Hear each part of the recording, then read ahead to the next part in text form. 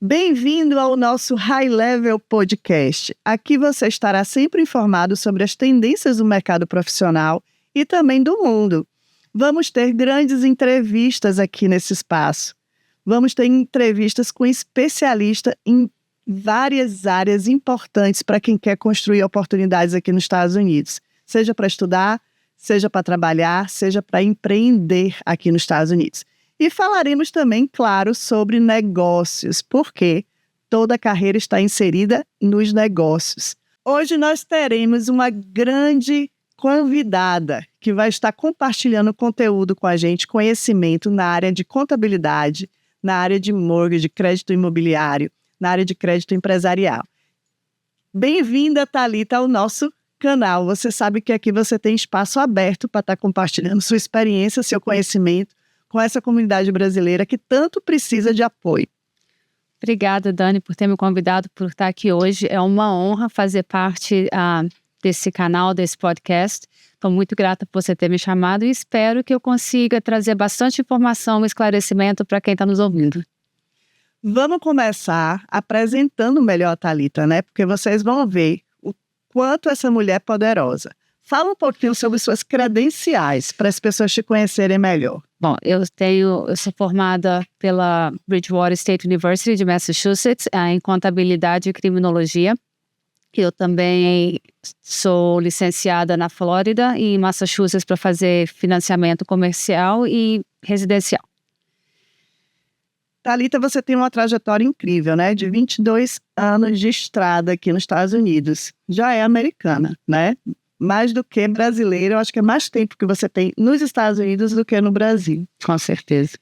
E me diga, conta um pouquinho pra gente como foi essa sua jornada de carreira de contabilidade, como foi que você foi construindo seu espaço e abrindo caminho aqui nos Estados Unidos.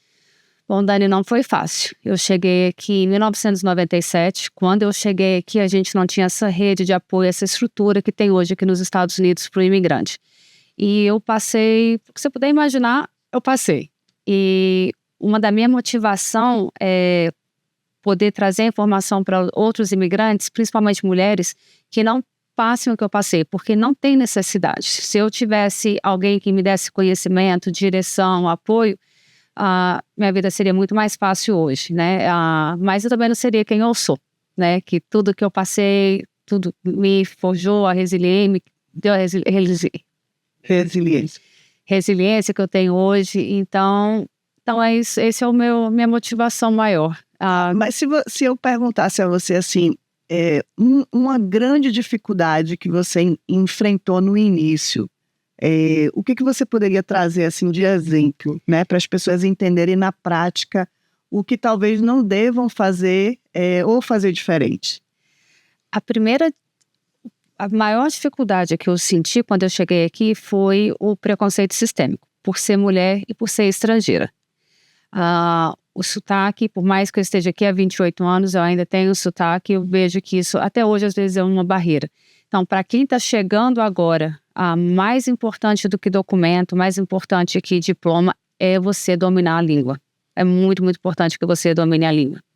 Aqui não tem como a gente crescer na carreira. Muita gente me procura, Dani, quero um emprego na área tal, na área X, mas quando eu pergunto como está seu inglês, a pessoa diz, eu me viro. Quando fala eu me viro, eu já sei que não é tão bom assim.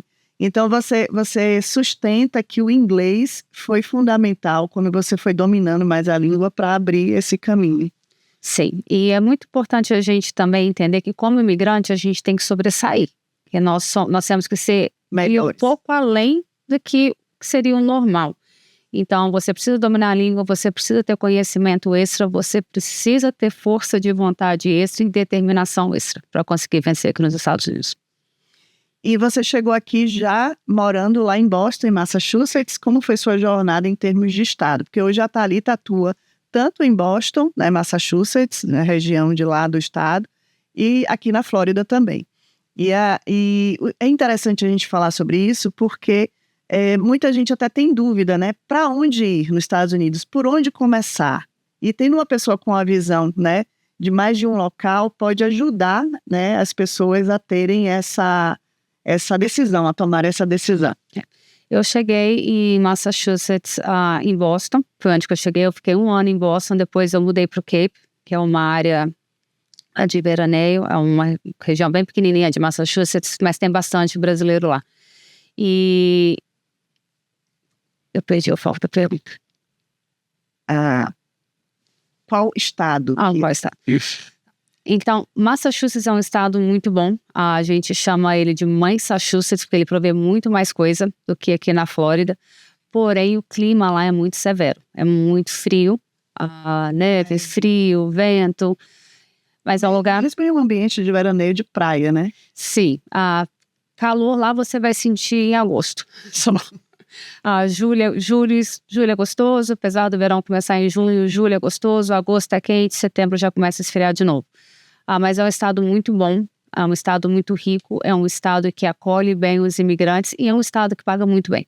Apesar de tudo lá ser mais caro que aqui na Flórida, é um estado que paga muito bem. Porém, lá você não tem a qualidade de vida que você tem aqui na Flórida.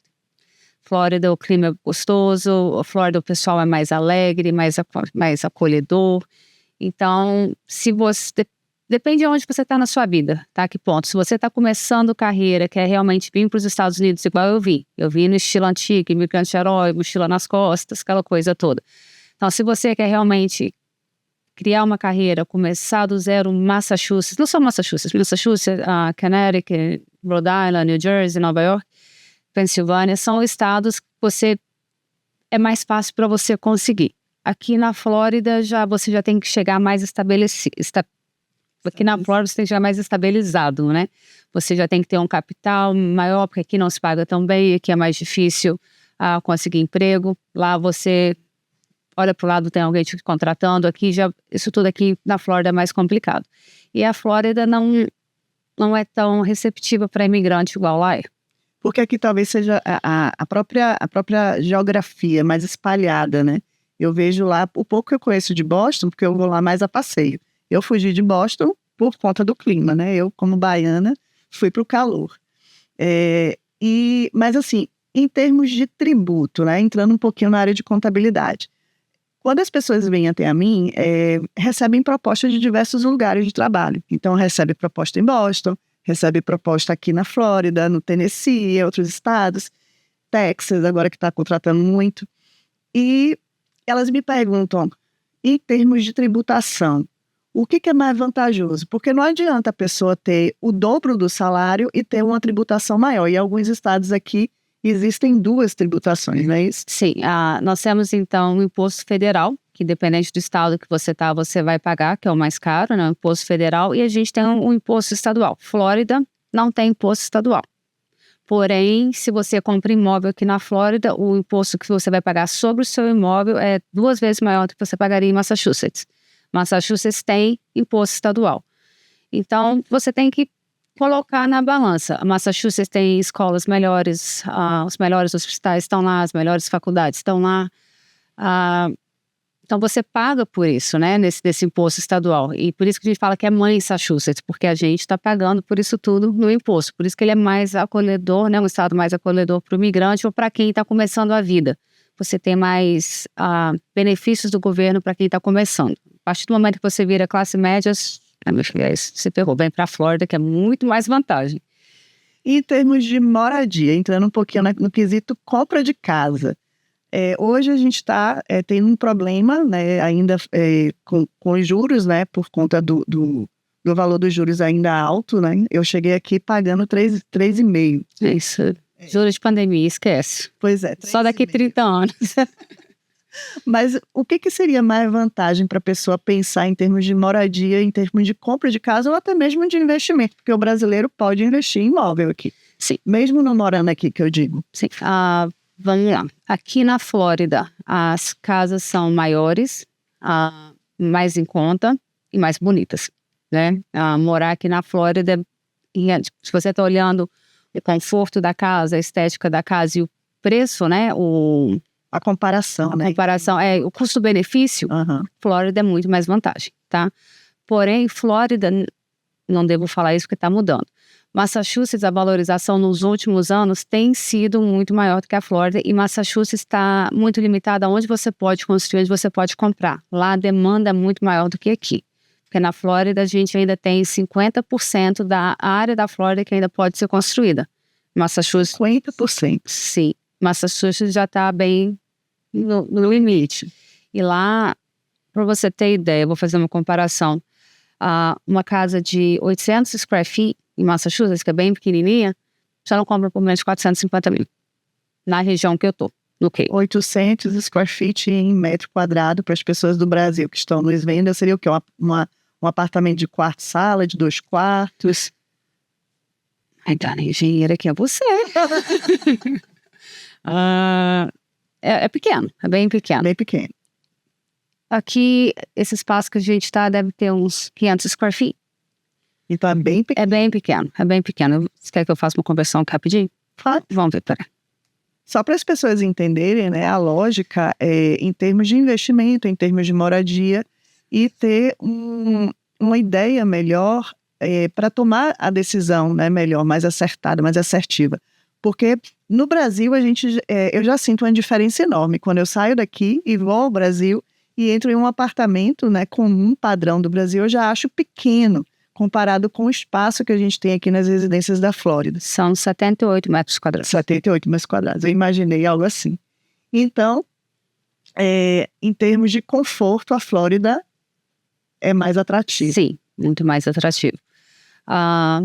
Mas... E em termos de taxa de juros, isso muda de estado para estado na hora? Porque a taxa de juros ela é regulada pelo governo federal, então muda muito pouco. A localização do seu imóvel tem uma pequena pontuação nos juros, mas não seria uma coisa exorbitante. E as pessoas me perguntam muito assim, Dani, não se paga escola, você acabou de falar, né? Massachusetts. Eu não sei falar isso. Massachusetts. Igual a gente é mãe turista, Massachusetts. Então, a gente, quando me perguntam, né, não se paga escola, a escola é pública, e na verdade não é bem assim. Não. Porque a gente paga, sim, a escola através do nosso imposto. Eu quero que você explique um pouquinho esse imposto, o nome, que é o equivalente ao IPTU, mais ou menos, né, no Brasil. E se tem diferença entre esse imposto lá, na hora que você investe em um imóvel lá, e aqui. Eu soube, por exemplo, que lá no Texas, né, eu sei que você não atua muito lá, mas no Texas as casas são muito baratas, né, não nos grandes centros, mas nas cidades, né, ao redor dos grandes centros, mas o imposto já é alto, já é elevado. Eu acho Isso também é um dado importante para a pessoa tomar uma decisão. Eu acho o imposto residencial daqui da Flórida muito caro. Muito caro. É muito caro. Lá é bem mais barato. Então, por exemplo, numa casa de 700 mil dólares aqui, o seu imposto vai ser na faixa de 8.200, 8.500. Uma casa de 700 mil lá, o seu imposto vai ser na faixa de 5, 6. É menos. Depende da região que você está. Tem umas são um pouquinho mais caras. Mas... Em termos de escola, de qualidade de escola, lá também supera as escolas públicas daqui em termos de avaliação. Em termos de avaliação, sim. As escolas de lá são consideradas melhores. Não é toda a região, né? Mas na grande maioria, são consideradas melhores. E lá, por exemplo, o imigrante chega, você tem acesso ao seguro de saúde, sem muita pergunta, eles te dão um seguro de saúde. Se a mulher engravida, eles dão um benefício de alimentação que a mulher grávida precisa ter, eles te dão essa alimentação extra para a criança. Quando a criança nasce, eles te ajudam com fórmula, com fralda. Tipo assim, eles fazem muita coisa pro imigrante. Não só para o imigrante, para a população em geral. E se você é cidadão americano, você tem mais benefícios ainda. Então, mas é um estado onde tudo é mais caro também.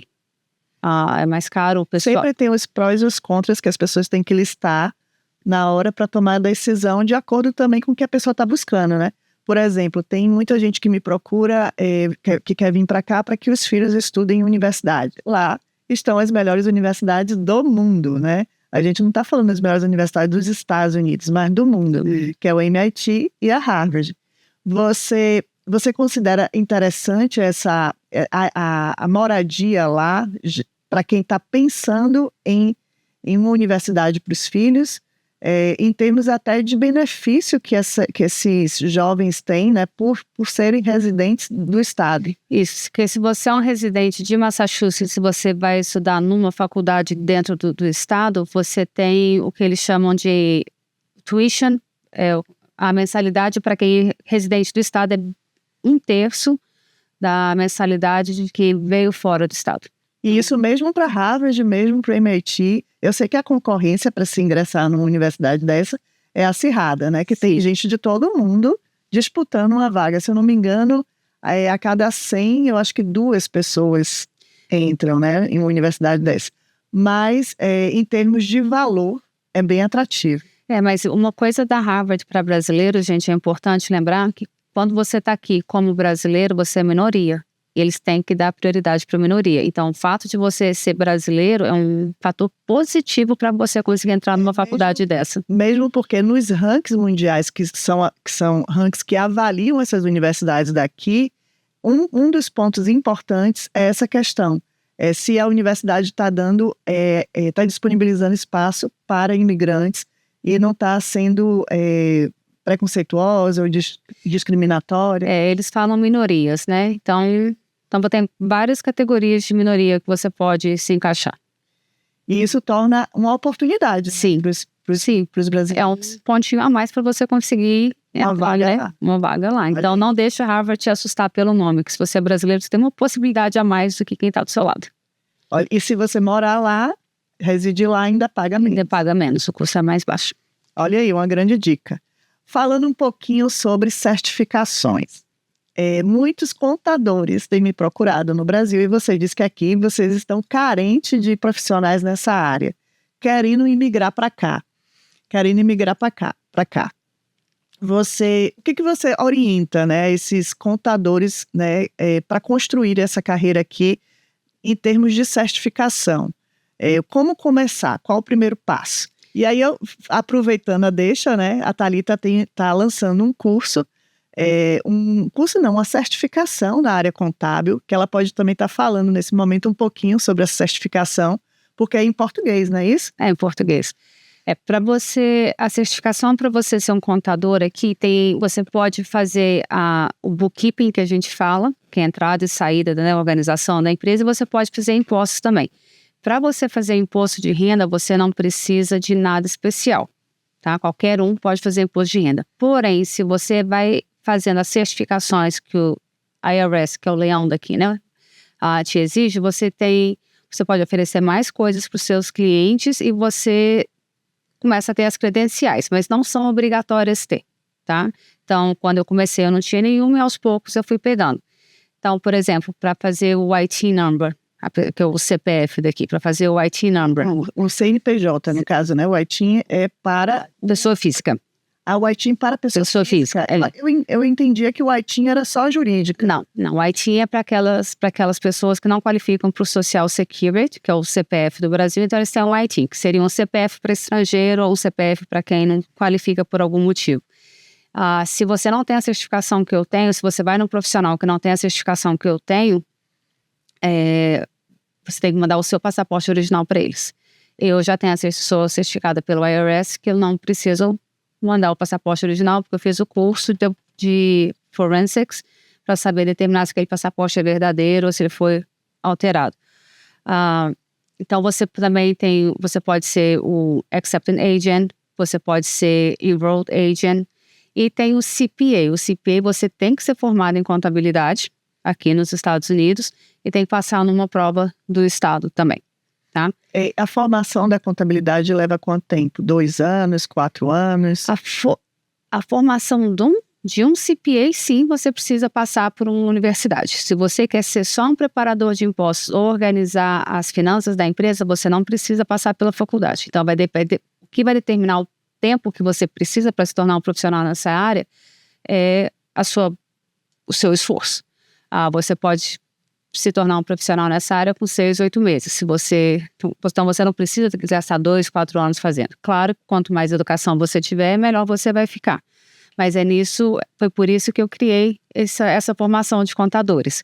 Porque eu mostro exatamente o que precisa conhecer, as normas, as regras, eu tenho a apostila, o material. Você, claro, tem que falar inglês para você saber fazer, mas eu tenho o material e a apostila todo em português, os vídeos para facilitar, mas você tem que ter o domínio do inglês, porque os formulários, com quem você vai ligar, com quem você tem que falar, tudo em inglês. Se você quer se estabelecer aqui como contador, você vai acabar saindo da bolha da comunidade brasileira e expandindo para empresas, né, americanas, comunidade americana, e é importante, reforçando sempre, o domínio da língua.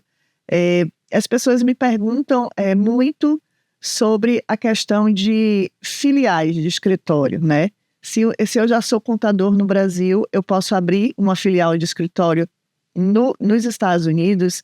Tem muita gente querendo fazer esse caminho, porque já tem, né, já tem clientela no Brasil, clientes fixos e de anos no Brasil, e não querem perder esse cliente, querem continuar com o escritório aberto no Brasil e querem abrir um outro escritório aqui. Eu pergunto isso também em termos de residência fiscal. Se a pessoa está aqui, está no Brasil, querendo vir para cá, é duas perguntas em uma, tá? Querendo vir para cá, já residir aqui, já se estabelecer nos Estados Unidos, tem negócio no Brasil e quer expandir seu negócio para cá. Como fica essa questão de residência fiscal? Ela pode manter as duas residências? Ela pode manter as suas residências. Aí, quando o assunto é Brasil, eu não sou contadora no Brasil, eu sou contadora aqui. Então, é importante que você converse com o seu contador do Brasil para saber se o ideal para você é fazer a saída definitiva do Brasil ou não. Estados Unidos, tá? A partir do momento que você é um residente fiscal aqui, que você tem o seu work permit, você tem o seu green card, você está aqui mais de 180 dias, tá? Aí você se torna um residente fiscal dos Estados Unidos, você tem que declarar a renda de fora. Você tem que declarar a renda de fora se você tem um green card, work permit, ou está aqui há mais de 180 dias. Então, se você está aqui como estudante, tem um formulário que você preenche para você não acumular essa presença que te faz ter que declarar a renda. Então, para os Estados Unidos, se você é um residente fiscal aqui, sim, você tem que declarar a renda que você tem em qualquer lugar do mundo. Então, a renda o tributo que eu já pago no Brasil, é do Brasil, claro, logicamente, o governo brasileiro, mas aí eu vou pagar uma outra tributação aqui. Tem que reportar. Em alguns casos você vai ter que pagar um imposto, em alguns casos não, porque a gente tem o crédito para estrangeiro. Então, se você recebeu uma renda no Brasil onde os impostos foram descontados já, essa renda não, você provavelmente vai ter o crédito, que na maioria dos casos é 1 por 1, você não vai ter que pagar nada. Porém, o brasileiro tem muita distribuição de lucros, que lá não paga imposto. Então, como você não pagou lá, aqui você vai ter que pagar. Então... Mas a abertura de uma filial aqui, isso é super comum e possível. Sim, é possível, sim. É possível. E isso pode facilitar, eu sei que você não é advogada de imigração, mas a gente, na prática, acaba aprendendo muita coisa também. Isso pode facilitar, de alguma forma, a questão de processo de visto. As pessoas que querem, mesmo que seja visto temporário, de trabalho, passar um período aqui para depois, né, se estabelecer de outra forma, pode ajudar quem está querendo abrir uma filial ou uma empresa aqui no Brasil, ou aqui nos Estados Unidos, ter o visto aqui.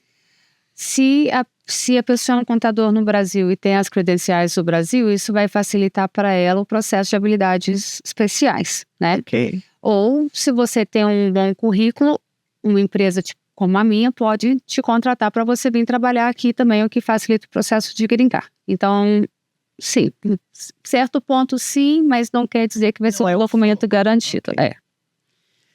Thalita, muita gente me pergunta, sempre eu trago aqui as perguntas que as pessoas me fazem. E muita gente me pergunta sobre a questão da diferença, né, de forma geral, entre a contabilidade brasileira e a contabilidade americana. Se a contabilidade americana tem alguma vantagem em termos de tributação sobre a brasileira. Seja para a empresa, seja para a pessoa física. Como é esse casamento também entre... Né, muita gente vem empreender aqui, muito brasileiro vem para empreender. Como é esse casamento em termos de tributação empresarial, que a maioria é prestador de serviço, com pessoa física aqui. Se existe alguma vantagem relacionada, comparando, né, um pouco. Eu sei que você não é contadora no Brasil, mas também de forma prática, assim, por conhecer, né, um pouco dos dois ambientes. O que você vê de vantagem aqui comparado com o Brasil ou vice-versa? Bom, são várias vantagens. Eu vou começar pelo meu favorito, que são as vantagens de investir em imóvel, Porque aqui nos Estados Unidos você pode usar a desvalorização desse imóvel. Então, por exemplo, se você compra uma casa de investimento de 400 mil, você pode usar a desvalorização dessa casa em até 27 anos. E o que é desvalorização? É uma despesa que existe só no papel, ela não existe no seu bolso. E tem outras vantagens tributárias. Se você for considerado profissional da área imobiliária, a gente pode usar desvalorização acelerada. Então, tem muita coisa que a gente consegue fazer através do imóvel de investimento para reduzir a sua carga tributária. É maravilhoso. Por isso que o nosso atual presidente, ele não paga imposto, porque ele sabe usar o imóvel. Então, o imóvel nos Estados Unidos é a melhor maneira de você construir riqueza e pagar menos imposto, tá? Então, esse aí é o principal benefício tributário dos Estados Unidos. Até mesmo, só interrompendo para aproveitar esse tema, esse conteúdo, até mesmo em relação à parte de reforma no imóvel, né? A gente pode incluir Sim. Esse item reforma, até na questão da valorização também vai acabar, né?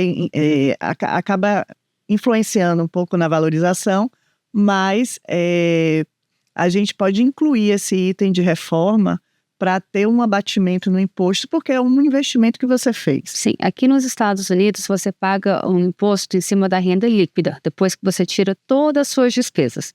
E no imóvel a gente tem um benefício de fazer essa depreciação acelerada, que é o que você está falando, o que é melhor ainda. Outra coisa que você tem também, você tem ferramentas, se você é investidor imobiliário, de vender um imóvel e não pagar ganho de capital. Se você souber estruturar o 1031 exchange e tiver todos os requisitos para poder fazer isso. Então, tem muita maneira de você pegar, tem muito benefício fiscal. Não existe nenhuma lei que proíba você de planejar para pagar menos impostos. Isso a gente chama de tax planning. Então, não tem nada errado de você planejar, usar estratégias para você pagar menos imposto de renda. Então, no meu caso, o que eu faço para mim, eu uso os imóveis para poder ter perda, que é a desvalorização no papel, não é no meu bolso, para pagar menos imposto na renda que o meu escritório de contabilidade ou que meus financiamentos me geram. Então, isso é legal. Você pode fazer, você só tem que saber fazer da maneira correta. Então, você tem que pagar todo o imposto que você deve aqui, porém você não deve pagar um centavo a mais. Existem muitos erros que o imigrante comete aqui quando chega, e em termos até de prazo, em termos de como fazer, né, uma correta contabilidade, uma declaração também correta de imposto. Um que eu cometi, que eu aprendi assim, pagando caro, foi a questão da venda da casa por menos de 2 anos. Então, eu comprei uma casa, ela valorizou muito essa casa, eu comprei antes da pandemia, e menos de 2 anos, foi questão de, eu acho que foi menos de 60 dias, eu vendi essa casa podendo esperar. Nem a corretora que estava responsável pela venda, nem o meu contador, na época, me orientaram, espera, né? Deixa completar os 2 anos. E acabei pagando caro por isso, porque existe um imposto, que aí eu queria que você explicasse, né, sobre a valorização desse imóvel, e acabou doendo no meu bolso. Sim, esse é um diferencial que o meu escritório, que a minha equipe tem, tá? Uma coisa que, antes de eu sentar para fazer um imposto com o cliente, eu tenho que saber qual que é o objetivo dele, o que ele quer, o que ele quer da vida, o que ele quer financeiramente, ele quer ficar aqui, ele quer mudar para lá, quais são os objetivos dele. Porque se você fosse minha cliente, você comprou esse imóvel, você está residindo nele, você tem interesse de vender? Na primeira consulta, eu falaria, não, você não vai vender, tá? E uma coisa que a gente tem que ver também é a diferença do contador brasileiro e do contador americano. O contador brasileiro, ele te pega pelo braço e vai com você onde você quer, né? Aqui não. Aqui você tem que pedir para o contador te instruir e não é incluído na prestação do serviço do imposto. Então, aqui tudo que o contador faz é um serviço separado e ele só vai fazer se você pedir. Ou se você tem um contador que chegue para você e pergunte. Então, esse é um diferencial nosso e isso é uma das coisas que eu ensino bastante nessa formação de contador internacional que eu estou fazendo. Então, no seu caso, foi falta de conhecimento. É o que eu falei lá no princípio. Eu não quero que pessoas passem o que eu passei. Entendeu? Quem me conhece sabe que a cada 2 anos eu estou mudando. Por que eu mudo a cada 2 anos? Minha mudança é 27 do mês que vem. Por que eu mudo a cada 2 anos? Justamente por causa disso. Se você reside no imóvel por 2 anos, você tem 250 mil de isenção de lucro da sua parte. Se você for casado, você tem mais 250 mil de isenção do seu esposo. Então, ou seja, é dinheiro de graça. De graça. Né? É um investimento, então a cada 2 anos eu estou sempre... E você falou aí sobre a questão do contador pegar na mão, né? E eu senti muito isso aqui. O americano é muito prático, é muito objetivo, e ele vai partir da premissa que você já sabe, você já conhece a lei. Então, até a própria corretora não me orientou, não perguntou para mim, você tem quanto tempo? E ela, na verdade, nem precisava perguntar, porque isso já vem no histórico da casa, né? Que tinha menos de 2 anos que eu tinha comprado. Mas em nenhum momento ela me alertou, porque ela partiu da premissa de que eu já estava orientada, que eu já sabia, né? Que eu não poderia fazer. Quer dizer, pode que eu fiz, né? A venda, mas que isso ia me custar caro. Isso, Dani, é um dos motivos que eu aceitei o seu convite de participar do programa da High Level. É justamente para trazer informação antes da pessoa chegar aqui, porque é um país diferente, é uma cultura diferente. E se você não sabe para quem perguntar para a pessoa errada, você vai ter o quê? A resposta errada. A resposta errada te custa caro, e a resposta errada pode pôr preso também. Que aqui é errada, mas incompleta às vezes, porque ela vai partir muitas vezes da premissa que você já sabe. Sim. Então, é muito importante esse trabalho todo que a High Level está fazendo, de trazer informação para quem está no Brasil querendo vir para cá, ou para quem já está aqui. Eu tenho clientes, Dani, que estão aqui há mais tempo do que eu e que não têm o conhecimento que eu tenho, porque o que acontece muito aqui, principalmente na região do norte, tá? A Flórida é um pouquinho diferente. O pessoal só trabalha e só trabalha, não faz mais nada. Então, eles acham que trabalhar demais, guardar dinheiro demais é o certo. Só que eles não fazem um planejamento tributário. Aí o que acontece? Na hora de pagar o imposto, eles acham o imposto muito caro, aí eles começam a sonegar, sem necessidade nenhuma. Você tem ferramentas de planejamento tributário para evitar aquele imposto. Você pode fazer plano de aposentadoria privada que vai te economizar no imposto de renda. Você pode comprar imóveis de investimento. Então, tem várias coisas que você pode fazer para evitar pagar imposto. Eu faço muitos seminários. A semana passada, fiz um lá em Massachusetts, uma mocinha pegou e falou com dinheiro em casa.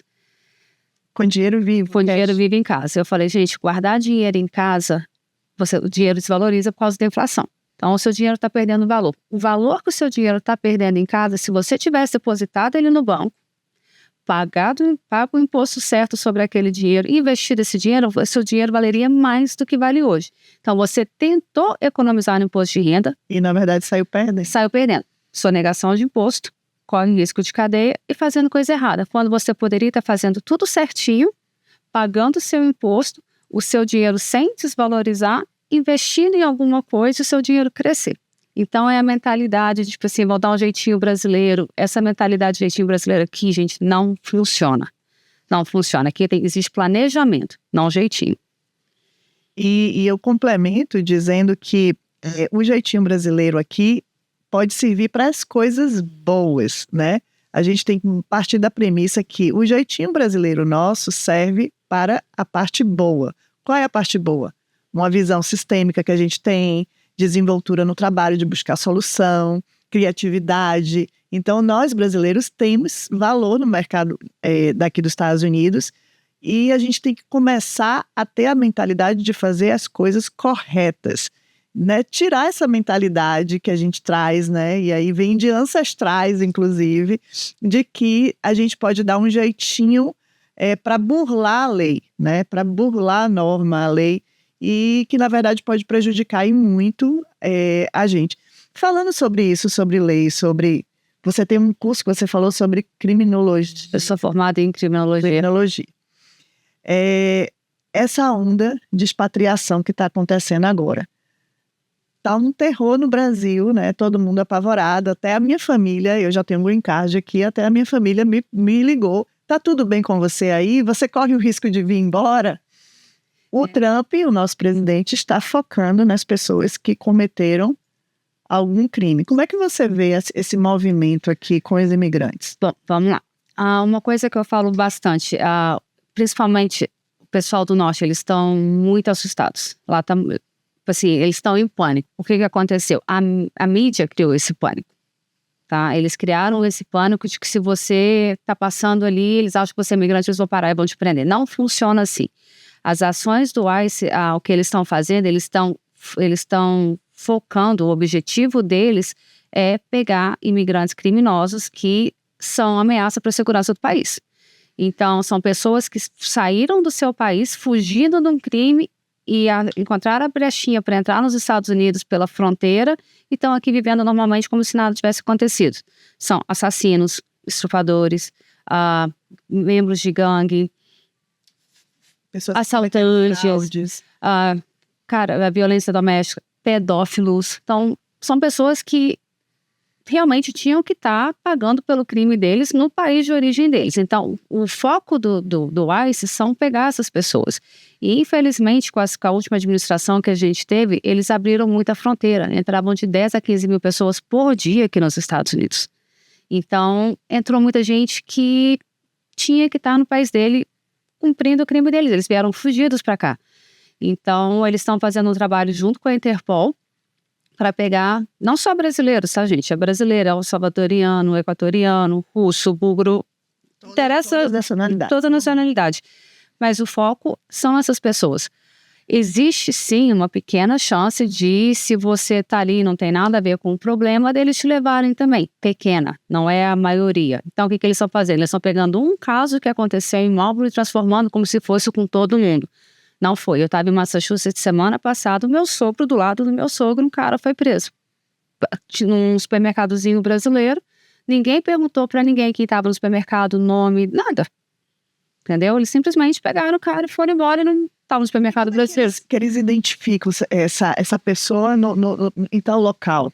Os Estados Unidos, gente, é um país muito inteligente. Eles, como diz, é igual mineiro, faz de bobo para viver como quer. Eles sabem onde todo mundo está, o que está fazendo, o que está trabalhando, eles sabem os hábitos das pessoas. Eles só não vão atrás de todo mundo, por quê? Primeiro, eles precisam da força da mão de obra, dá conta disso. Imigrante, né? Eles precisam para o país rodar. Segundo, para deportar um imigrante, de 50 a 75 mil dólares por cada deportação. Ou seja, orçamento é um fator também. E policial suficiente, agentes imigratórios suficientes para poder fazer essa varredura. São 15 milhões de imigrantes ilegais que a gente sabe. Fora os que a gente não sabe, porque tem gente que realmente vive embaixo do radar. Então, e outra coisa também, se você está aqui há mais de 2 anos, para você ser deportado, você tem que passar por um juiz. Eles não podem simplesmente pegar e te jogar no avião, não. Se você está aqui há mais de 2 anos, você tem direito de ver um juiz. Então, se você está com medo da imigração, tenha como você prova de que você está aqui há mais de 2 anos, que o juiz vai te ouvir. Se você está aqui há mais de 10 anos, tem ficha limpa, paga imposto e tem filho cidadão americano, você pode usar a lei de 10 anos como uma defesa de deportação. Então, nessa situação, você ser pego pela imigração, está aqui tem mais de 10 anos, tem filho, ficha limpa, a imigração te pega, vai acelerar o seu processo de pegar a green card pelo seu filho quando ele fizesse 21, tá? Então, pode ser uma boa coisa isso acontecer com você, que vai acelerar esse processo. E tem vários outros motivos que a imigração, que o juiz olharia a sua situação para ver se você vai ficar ou se você vai embora.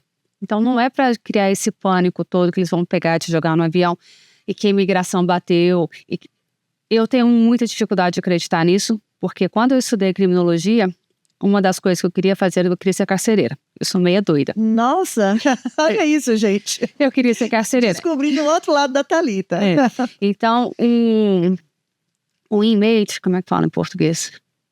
A pessoa que é presa, né? O réu. O réu, não é nem criminoso, que a gente não sabe, né? É, o réu. O réu. Ele tem muito mais direito do que um policial. A pessoa que está sendo presa, ele pode cuspir na cara do policial, ele pode fazer o que ele for. O policial não tem direito de reagir. E às vezes que o policial reage, a gente vê o que acontece. Tem policial que sim, perde a cabeça e tudo, mas é muito raro. E fazem desses casos raros uma coisa, uma regra. Uma regra, e que não é verdade. Igual o rapaz que foi preso em Marlboro, que até onde a mídia fala não tinha problema nenhum. Mas a gente não sabe realmente se tinha problema ou não. O que aconteceu agora há pouco. Sim. Que foi brasileiro que acabou sendo deportado e a família ficou aqui, é esse? Isso, segundo eles, ele estava numa blitz, chamaram a imigração, ele não tinha problema nenhum, pegaram e levaram embora. Não sei, não conheço a pessoa.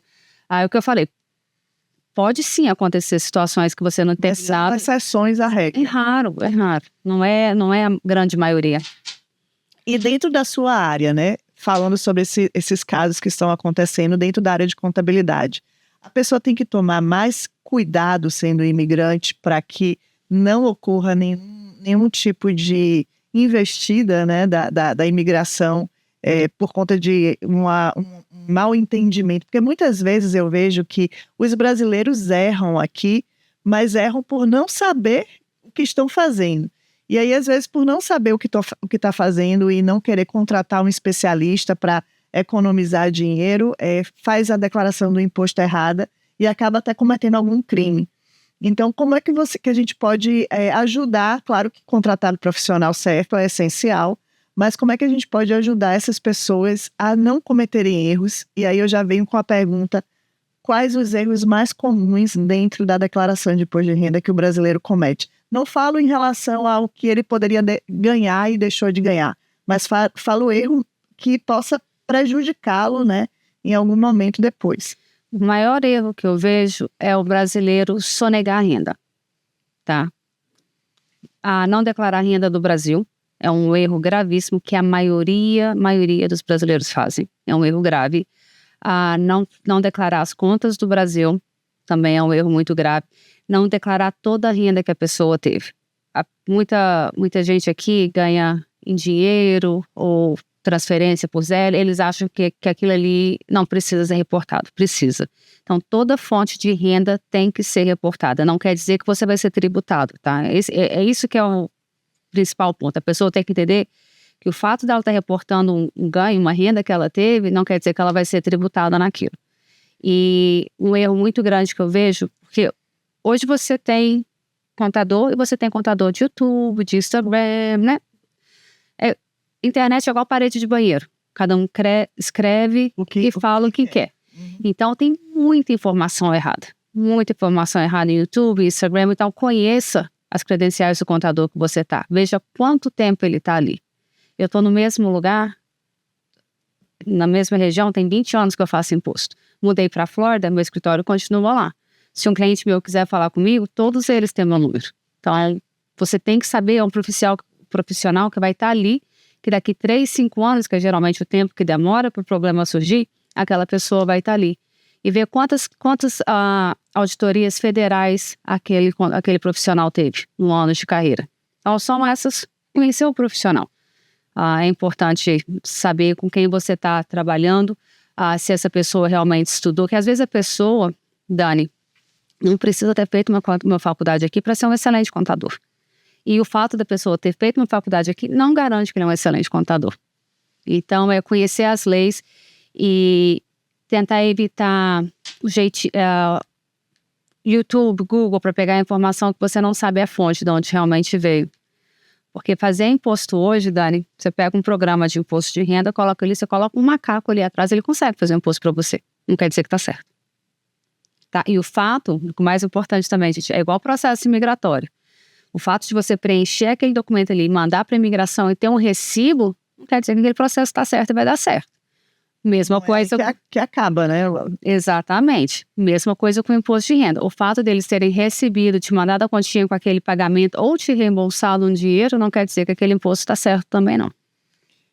Vamos entrar um pouquinho na questão de casa, né? E para falar em compra de casa, a gente precisa falar também sobre credit score. Como construir um bom credit score aqui? Quais as dicas que você dá, assim, de ouro? 4 dicas, assim, essenciais. Falam muito em ter vários cartões de crédito, falam em ter bandeiras de cartões específicas, falam em ter financiamento no seu nome.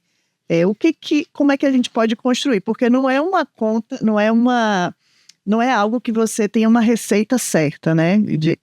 Que vai dar certo o seu aumento do crédito, né? De seu credit score. Mas o que você já vê que faz cair e que é para a pessoa tomar cuidado, e o que faz aumentar? Vamos lá, em relação ao crédito. Crédito, para mim, Dani, é a segunda coisa que o imigrante tem que ter. Primeiro, falar inglês, segunda, crédito. Terceira, documento, tá? Com crédito, você compra casa sem entrada, você compra casa sem comprovação de renda. Com crédito, a gente consegue achar uma solução para a pessoa comprar uma casa. Se a pessoa não tem crédito nenhum, quando eu cheguei aqui, em 1900 e bolinha, eles falaram, vai comprar um carro que gera crédito. Por favor, gente, não cai nessa. Comprar carro não é a melhor maneira de gerar crédito. A melhor maneira de você começar a construir o seu crédito é, vai no banco, Bank of America, aqui na Flórida, o Regions faz, abre um cartão pré-pago. É um cartão com depósito, ele nem pré-pago, ele é um cartão com depósito. Você deposita o dinheiro no banco, o valor que você colocou naquela conta vai ser o seu limite. Então, se você colocou $1.000, o banco vai te dar um cartão de crédito de $1.000. Aí sim você começa a construir crédito da melhor maneira, tá? Esses $1.000. Não gastar mais do que 30% do limite. No Brasil, a gente gasta, paga, o crédito é bom. Aqui, se você gasta tudo e paga, na cabeça do sistema, você está vivendo de crédito. Então, você não está sabendo administrar suas finanças. Então, gastar no máximo 30% do limite do seu cartão. Então, abrir cartão é uma maneira, esses com depósitos é a melhor maneira de fazer.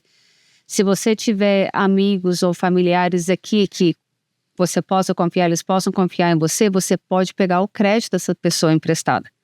A hora que essa mais velha já está com 15? 13. A hora que ela fizer 15 anos, você liga no cartão de crédito, coloca essa pessoa, sua filha, como usuária autorizada do cartão, ela vai pegar todo o seu histórico de crédito emprestado. Olha, que então, isso ajuda isso eu poderia fazer com um amigo, com um parente, sim, mesmo sendo maior de idade. Isso, mesmo sendo maior de idade. Eu comecei a dos meus filhos todos com 15, que é a idade mínima que eles requerem, que aí quando eles estão com 18 anos, na hora que eles já podem começar a ser investidores, comprar carro, eles já têm um histórico de crédito.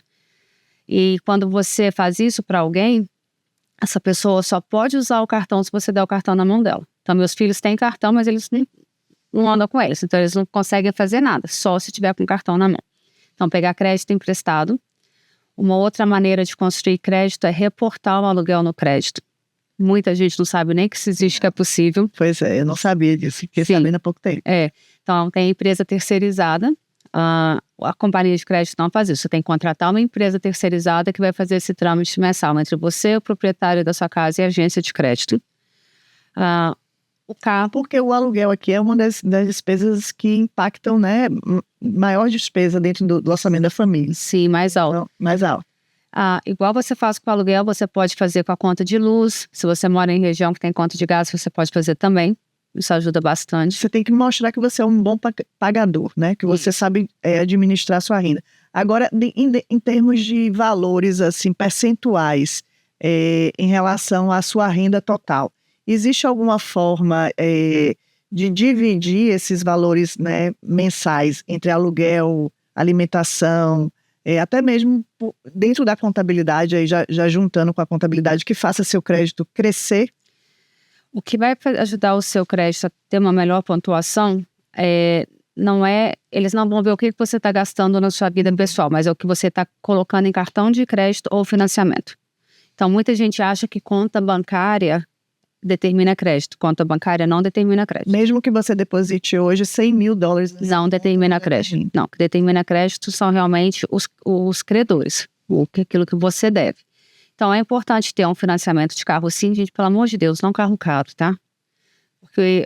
Aí o brasileiro já se empolga e já quer comprar aqui Mercedes, BMW. Aí compra o carro e não consegue comprar a casa. O Cybertruck, que está aqui na maior moda, né? Vou te dar um exemplo, Dani. A gente trabalha no mesmo lugar, a gente tem o mesmo salário, tá? Você tem uma prestação de carro de 750, eu não tenho uma prestação de carro de 200, tá? Você vai qualificar para uma casa de 400 mil, eu vou qualificar para uma casa de 500 mil.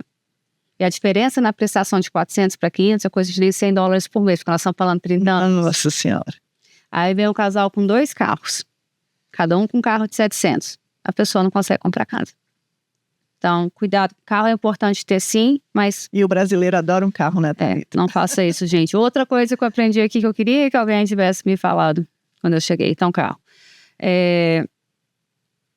Então, o que vai ajudar no percentual do número... créditos que você tem no mercado e se você está pagando esses créditos em dia e não usando... Mais do que 30% da linha de crédito, isso. E o que conta para crédito é o tempo de crédito que você tem. Então, quando a gente chega, a gente faz esses cartões, né, pré-pagos, que tem um juros mais alto e eles te cobram uma taxa anual mais alta. Então, a hora que você está com crédito bom, você vai lá e cancela aquele cartão. O que acontece? Seu crédito cai, porque você perdeu um histórico todo que você tinha de crédito e o limite de crédito que você tinha disponível também. Então, não cancelar cartão é uma dica muito boa E para o crédito. nunca jamais também deixar de pagar em dia o cartão, mesmo em valor mínimo, para que você não tenha Sim. Hoje, quando você aplica para o cartão, você tem a opção já na hora, no ato da aplicação, de colocar aqui quanto você quer que saia o pagamento e você quer que o pagamento mínimo saia automático. Então, coloca todas as dívidas que você tiver. Mas pagar mínimo também reduz o crédito. É interessante você sempre pagar o valor total. É, isso que eu ia falar. Eu vou fazer 2 pagamentos mensal. Aquele mínimo que está ali automático e o que para você manter sempre a sua fatura menos do que 30%. Então, 2 pagamentos mensais também ajuda. No mesmo mês você fala fazer dois pagamentos para mostrar que você está se preocupando e gerindo bem esse crédito. Isso. Porque às vezes você usa o cartão para aproveitar um desconto, uma coisa assim. Então você usou e você vai e paga para manter ele sempre abaixo de 30%. Outra dica, Dani, toda vez que você aplica para um cartão, para um financiamento, eles vão fazer um hard inquiry no seu crédito. Toda vez que eles fazem esse hard inquiry no seu crédito vai cair de 3 a 5 pontos. Então, você pode ter 2 cartões por ano, 2 aplicações por ano. Você falou ali no princípio uma cartela de cartões? Sim, eu tenho mais de 40 cartões, mas eu estou aqui há 28 anos. Eu não apliquei. Ao longo dos anos, você fez esse... Mas é interessante você ter mais cartões? Sim. Né? A cada 2 anos, abrindo 2 cartões, outro ano 4, 6. Porque se você tem vários, por exemplo, você tem vários cartões. Teve aquele um cartão que você esqueceu de pagar a taxa anual de renovação, você não usa o cartão, você achou que a conta estava zerada, rasgou aquela conta e jogou fora e não pagou. Acontece, já aconteceu comigo. Se você tem vários cartões, por mais que tenha impacto, não vai ser tão grande porque você tem uma outra colega que pode te ajudar. Entendi. E quanto mais crédito você tem disponível, maior vai ser a sua pontuação, que é limite de crédito disponível, tempo de crédito, histórico de pagamento, o tanto que você usa. E mostra também que se você está conseguindo crédito é porque você é uma boa credora, né? Uma boa pagante. E quanto mais cartão você tem, você vai ter mais linhas de crédito, se você usar 1.000, você tem 300 mil, você está usando o quê? Quase nada. Quase nada, verdade. E é interessante as pessoas saberem que o Credit Score aqui é um sistema feito para servir ao banco, não a pessoa física, nem a pessoa jurídica, claro, mas ao banco. É o banco que se favorece desse crédito. E aí eu ouvi uma especialista nessa área de crédito dizendo que o sonho do banco é que a maioria, 90% ou 100% dos seus clientes tenham crédito de 640. Por quê? O que acontece? 640, você é um bom pagador, né? Crédito não é ruim, mas não é bom. Pois é. E aí os juros para essa pessoa se torna mais alto, né? Então para ela não é tão bom, mas para o banco é bom porque ele não vai deixar de pagar. Muita gente me pergunta qual que é o crédito ideal. O crédito máximo, a pontuação mais alta de crédito são 800, não sei se foi 805 ou 850, Dani, agora me deu um branco. 850. Acho que foi 850, né? 850. É raríssimo você ver alguém acima de 800. Nesses 8 anos que eu venho fazendo financiamento, se eu passei por crédito de 800, foram nem 10 pessoas, tá? É muito raro. Uma média de quanto os seus clientes têm? 650, 750? O ideal, você ficar em pelo menos 760. 760, 780 é um crédito bom, não é perfeito, que é raríssimo, né? Não é todo mundo que consegue chegar nos 800, mas se você manter acima de 760, você está com os melhores juros, os melhores programas. E lembrando também que o crédito que você vê no aplicativo não é o crédito que eu vejo como banco. Então, se no seu aplicativo está 760, eu provavelmente estou vendo 720 ou 740. Nossa, está vindo menos, hein? Bem menos, porque o aplicativo ele usa uma média. Quando a gente puxa o crédito, que a gente realmente tem o que são aquelas contas. Então, é uns 20, 30... Eu falo sempre 40 menos. 40. Então, se você quer 760, você vai ter que subir para 820. Se você quer 700, você tem que estar 740. No aplicativo você monitora. E em relação à taxa de juros, né? O que você vê, como é que você pode explicar para as pessoas, e até mesmo em termos práticos, uma pessoa com 650 de crédito, uma pessoa 750 de crédito, como é que pode impactar a compra de uma casa? Vamos colocar aí uma casa de 500 mil, né? Uma média de uma casa aqui na Flórida. Tá. vamos colocar uma pessoa que pagaria 2.500 de prestação, vamos pôr 2.500 hoje está muito baixo, vamos colocar 3.200 de prestação, com um crédito de 760 você paga 3.500, num crédito de 640 você vai pagar 3.800. Isso funciona para cartão de crédito, para carro também. Então, e se você for olhar 360 meses... Você não construir um bom score, né, um bom crédito, você deixa de ganhar e deixa de realizar coisas para pagar o banco. Sim.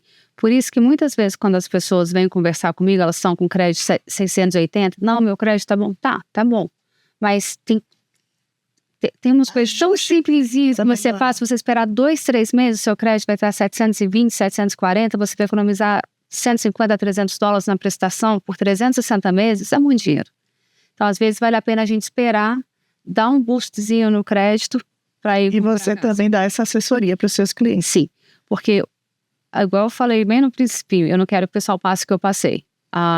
Então, o que eu puder fazer para ajudar do que é melhor interesse para o meu cliente é o que eu vou fazer. Tá? Tem gente que acha que você está demorando para dar carta de pré-aprovação, você está pedindo muita coisa, porque eu não estou focando no meu interesse. Porque qual que é o meu interesse? É ganhar a comissão. Mas eu não quero só ganhar minha comissão, porque eu quero que o meu cliente seja aquele que igual... meus clientes são todos boca a boca. Né? 90% do meu business é construído de indicação. De clientes que consolidaram confiança em você e foram indicando. Então, o que eles fazem? Eles compram a primeira, aí eu falei, ok, comprando a primeira, vamos preparar, vamos fazer uma estratégia para daqui 2 anos você comprar a sua segunda, e você não precisa dar 20% de entrada na segunda casa se você for morar na casa. Pois é, a entrada também impacta diretamente no crédito, né? Ao contrário, né? O crédito na entrada. Na entrada. Então, hoje um brasileiro imigrante recém-chegado pode dar uma média de entrada de 30%, 20%. Não. O imigrante que não tem status aqui nos Estados Unidos, o imigrante que mora no Brasil, que quer comprar a casa aqui, é a partir de 25%. É o estrangeiro, foreign national. O imigrante que está aqui dentro sem documentação legal para trabalhar no país ou está esperando o documento, a gente tem programas de 10% a 20% de entrada. O imigrante que está legal aqui no país, de 0 a 5%.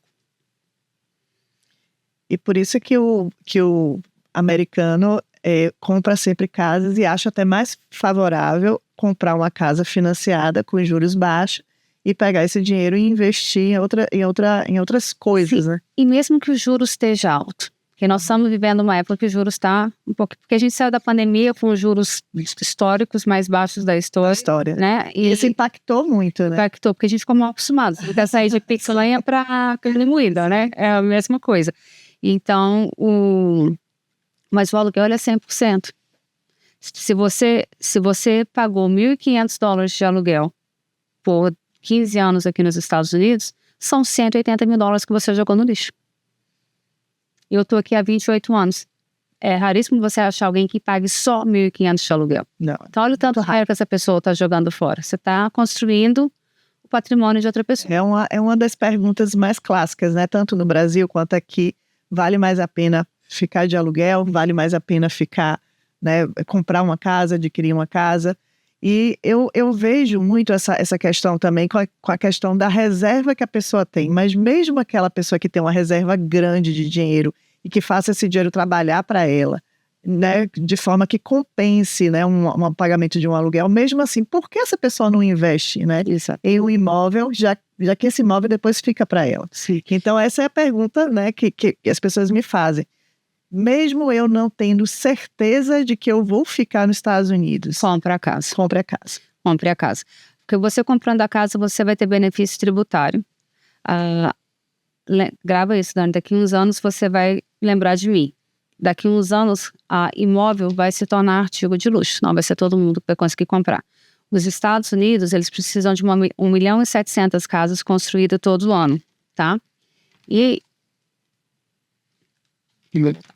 os Estados Unidos precisam de 1.700.000 casas construídas todos os anos. Tem sido construída em média 1.300.000. Então, só aí nós já estamos com um déficit de 400.000 casas.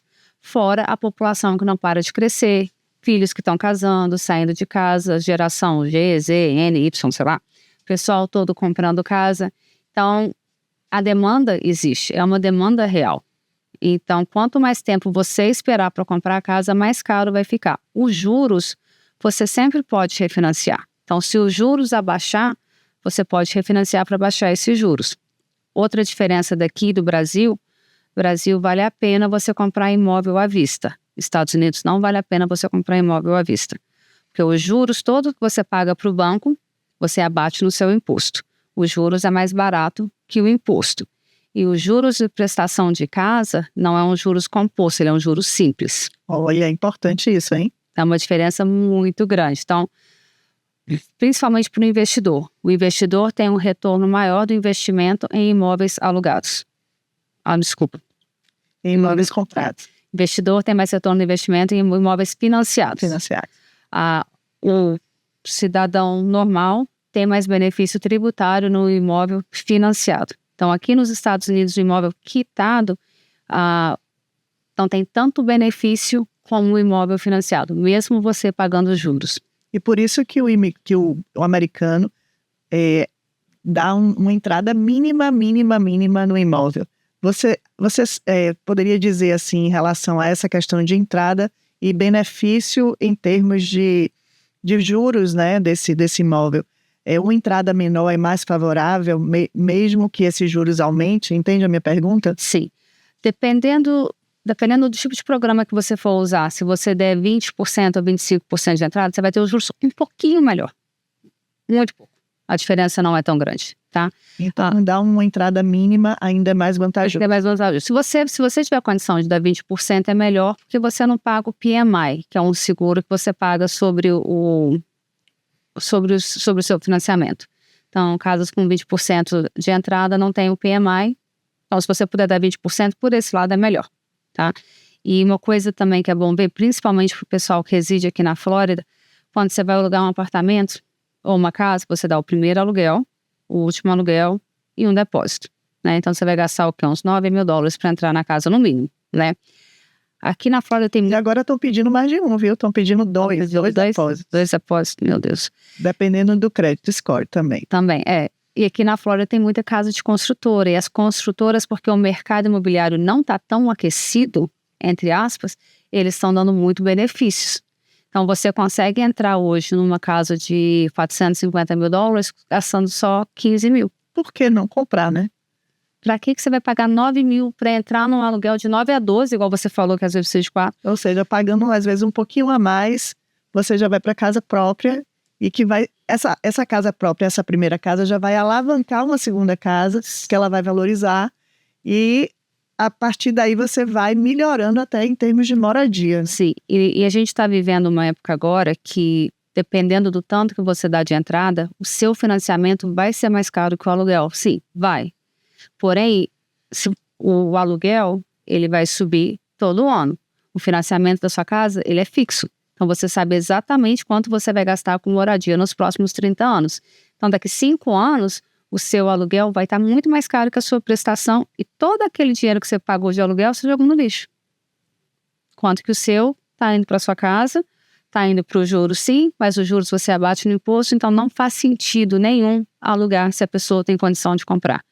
E é o que eu falo, não foque em comprar seu primeiro imóvel, não tem que ser o imóvel dos seus sonhos. Seu primeiro imóvel tem que ser aquele que cabe no seu orçamento para fazer o que você falou. Alavancar, e aí sim você passar para o melhor e começar a criar um portfólio imobiliário, onde você vai ter renda passiva, onde você vai deixar de pagar imposto de renda ou pagar bem menos imposto, se fosse uma renda trabalhada. Não tem mistério. Logo que eu cheguei aqui, e que eu pensei, né, depois de um ano já em comprar a casa e assim fiz, algumas pessoas me sugeriram colocar essa casa em um nome de uma empresa, que seria melhor em termos de tributação e mais seguro. Você já ouviu falar dessa... Isso é mito? Depende. Se você está vindo do Brasil para cá, está em processo de documentação, ou se você mora no Brasil e só está investindo aqui, sim, essa casa tem que ser numa empresa. No LLC, numa empresa daqui. De preferência uma LLC com mais de um membro, se você é considerado estrangeiro.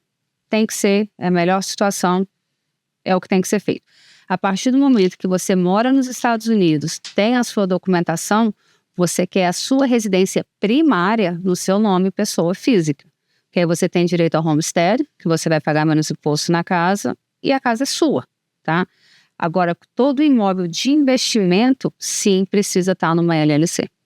É o ideal, porque você protege o seu patrimônio.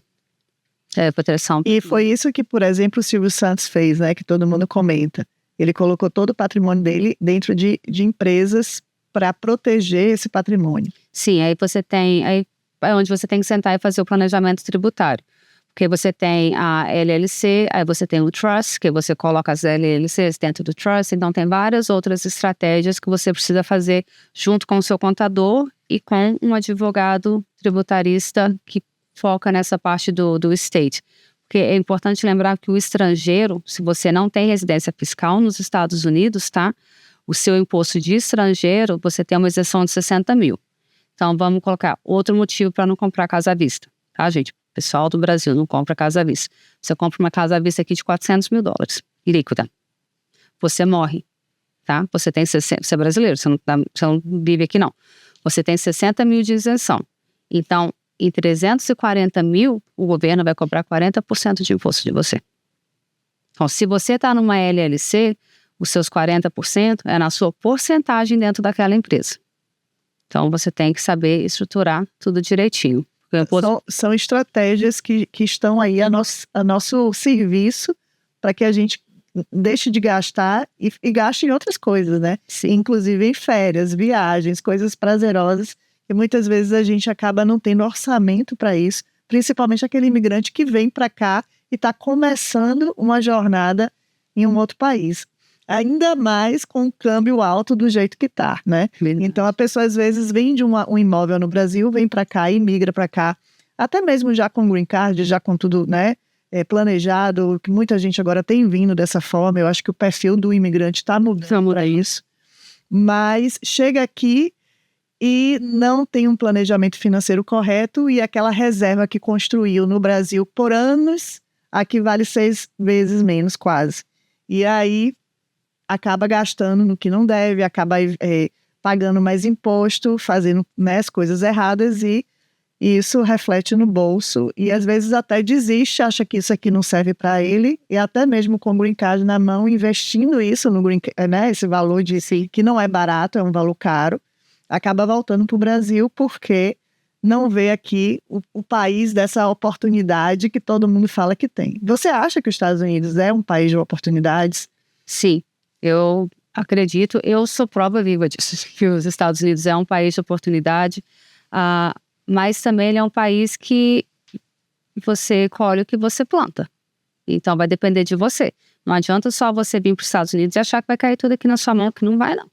Pelo contrário, né? Aqui tem que ser batalhado, ralado, muito estudo, muito empenho, procurar os profissionais certos.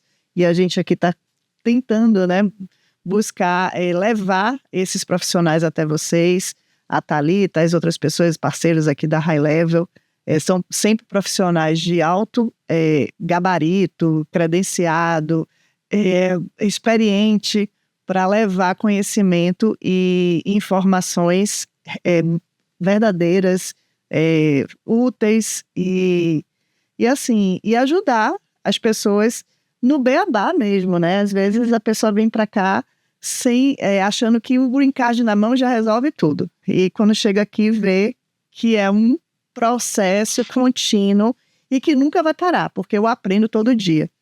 Porque aqui não é nosso país, né? O que a gente tem de conhecimento das leis e das normas da legislação brasileira, a gente também adquiriu ao longo dos anos. Então, são necessários anos também para a gente ir adquirindo isso. Exatamente. Qual conselho você dá em relação às pessoas que estão ainda em processo de visto, que o perfil do brasileiro que a gente estava falando mudou, né? Essas pessoas estão lá querendo informações para se planejar. Elas podem fazer alguma espécie de mentoria, consultoria com você, com sua equipe, seu time. O que você dá de conselho para essas pessoas que buscam informação antes de chegar, que é a forma mais correta de migrar, né? Eu acho que é muito importante a pessoa, antes de vir para cá, fazer um estudo para saber as normas e as regras do país E, igual você falou, agendar com profissionais, fazer uma consulta com profissionais, cada um na sua área, do que precisa fazer, aonde ir, por onde começar. E tem várias pessoas que oferecem essa mentoria de, tipo assim, assessoria. O seu livro mesmo, o livro da High Level, pegar aquele livro ali de cabo a rabo, você já está 90% do caminho traçado. É uma coletânea, né? A gente falando aqui um pouquinho do livro, é uma coletânea que a gente... o projeto High Level começou pelo livro. É interessante isso, né? O livro se tornou isso aqui tudo. E o primeiro volume tem 576 páginas de conteúdo com 16 especialistas. O segundo volume são 21 especialistas, mais 470 páginas. Então, adquiram e estava na promoção até ontem. Eu estou tentando estender a promoção até amanhã. Comprando o livro 1, ganha direto o livro 2 e a Thalita está no nosso volume 2, falando sobre a área de contabilidade e mortgage. Gente, só a Thalita foram 60 páginas de conteúdo. Então, vocês não podem perder. E o Renatinho aqui vai ajudar a gente na edição e colocar em algum lugar aqui do vídeo essas informações para você, a capa dos 2 volumes, né, do High Level 1 e 2. E foi feito com muito empenho, muito carinho. Tudo que a gente faz com muito empenho e carinho resulta em um projeto maior. Acaba surgindo a High Level Conference, né, que a gente está indo, inclusive agora em Harvard. Agora em março, a Thalita vai estar lá com a gente também palestrando. Surgiu a questão aqui do podcast e outros projetos vão surgindo de acordo com o que você planta, né? O que você sugere em termos de plantio na área financeira para os brasileiros aqui? O que eles poderiam, imóvel, investir? Sim, mas o que seria de imediato, assim, algo interessante na chegada do imigrante aqui? Porque muitas vezes a pessoa chega aqui sem ainda querer comprar uma casa, sem ainda ficar preso e vinculado, né, em uma região. O que ela poderia fazer com o dinheiro que ela tem salvo, né, que ela tem de poupança, né? O dinheiro na poupança tradicional dos Estados Unidos não vai te render nada. Então, você tem... De novo, a gente precisa sentar com a pessoa, saber qual que é o objetivo dela. Mas a curto prazo, eu colocaria num High Yield Savings Account, ou eu faria um REITs, que em português fundo imobiliário. Sim. Fundo imobiliário. Se você trabalha no W2 e o seu empregador te oferece plano de aposentadoria, fazer um match o máximo que você puder, sentar com um consultor financeiro, tá? De consultor financeiro é diferente de contador, gente. Sentar com um consultor financeiro, fazer um planejamento de crescimento do seu patrimônio também é muito interessante. O consultor financeiro é aquele que trabalha com seguros também. Investimentos. Isso. E a Thalita tem, inclusive, uma parceira, né, a Joelma, que trabalha também com a gestão financeira, mais focada em empresas. E muita gente me pergunta, né, falando sobre empresas, né, não vamos deixar de tocar nesse assunto, abertura de empresa, LLC ou uma Corp? Depende do perfil do cliente. Se você está comprando imóvel e mora no Brasil, uma LLC. Se você está aqui já residindo nos Estados Unidos e tem um faturamento líquido acima de 50 mil, eu abriria uma corporação. A LLC, ela pode ser tratada como uma corporação. Que tem a corporação C, LLC e S-Corp. E todas elas você consegue benefício tributário sendo tratado como uma S-Corp. Então, dependendo do estado que você está, a LLC é mais em conta do que a C, e toda LLC e toda C pode se tornar uma S, onde você paga menos imposto, uma S-Corp. E se você abriu já uma LLC e hoje vê, meu Deus, eu deveria ter aberto... Não, você pode pedir para ser tratado. Você não precisa fechar a empresa, aí você só muda a maneira que você é tributado.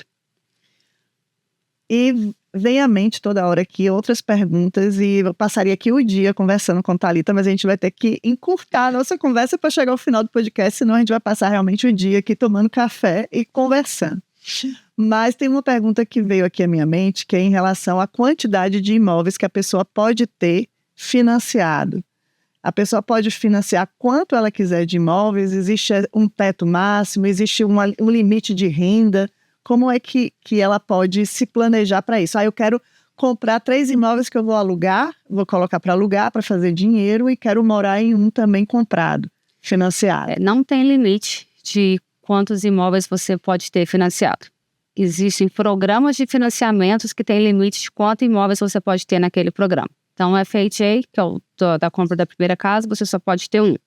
Convencional, você pode ter até 20, mas a gente tem os financiamentos que não são tradicionais, que não tem limite. Aí depende do qual programa. Não tem limite de quantidade de casa. Quanto mais, melhor. Thalita, vamos ter que marcar outro podcast. Vamos trazer a Joelma junto também, né, que é sua parceira. Vamos trazer temas, às vezes, mais específicos aqui, né, que a pessoa quer saber e a gente aprofundar mais um determinado tema.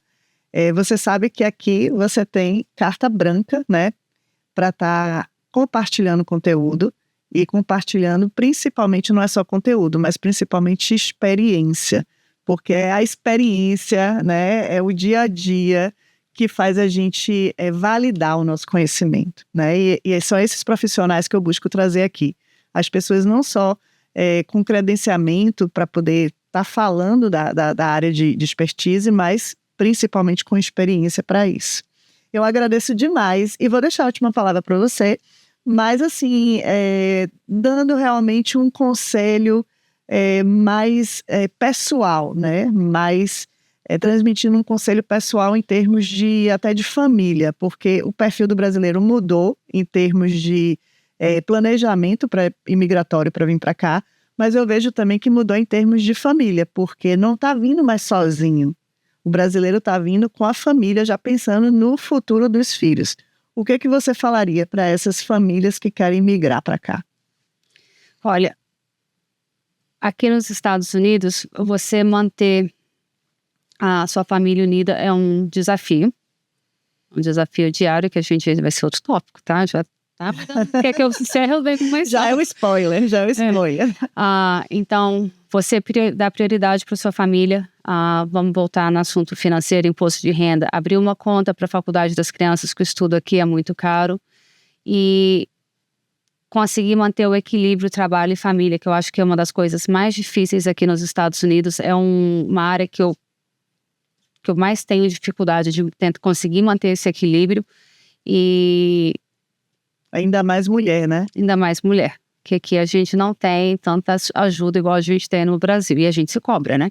Muito. A gente se cobra. A gente não quer deixar nenhum pratinho cair, né? A gente vai driblando o dia a dia, filho, escola. A escola também ajuda muito, né? Porque a escola aqui já ocupa uma carga horária bacana para deixar os filhos. Mas, mesmo assim, as demandas são altas. Então, se você quiser falar com a Thalita, contadora, eu falaria criar os planos, né, universitário, para as crianças poderem ir para a escola. Com a Thalita, que mexe com financiamento, compra sua casa própria, que você está construindo o futuro da sua família e dos seus filhos. Uma casa para cada filho, é o objetivo que eu falo para os meus clientes. Falo, tem 3, vão comprar a primeira, a segunda, a terceira e a quarta que vai ser a sua. E com a Thalita, pessoa, dá prioridade para sua família. Aqui nos Estados Unidos é muito importante, porque vem solidão, depressão, falta de confiança, barreira cultural e uma estrutura religiosa, se apegar a Deus, uma igreja, e lembrar que você não está sozinho, que nós estamos aqui. Que você não está sozinho no mundo, né? Que a gente vive no mesmo mundo, que a gente rompeu a fronteira, mas vivemos no mesmo planeta e a gente só está buscando o nosso lugar nesse mundo. Gente, muito obrigado pela audiência, por vocês estarem assistindo o nosso podcast, o nosso High Level Podcast. E com certeza você vai ter aqui conteúdos de altíssima qualidade. Podem deixar, inclusive, comentários, sugestões. Vou trazer Thalita mais vezes, ela vai estar aqui e a gente vai estar junto lá na Harvard. Dia 15 de março. Dia 15 de março, ela vai estar palestrando lá. A gente vai estar também disponibilizando o conteúdo da palestra para vocês. Eu tenho certeza que vai ser incrível. E é isso. Muito obrigado e viva o High Level Podcast! Nos sigam!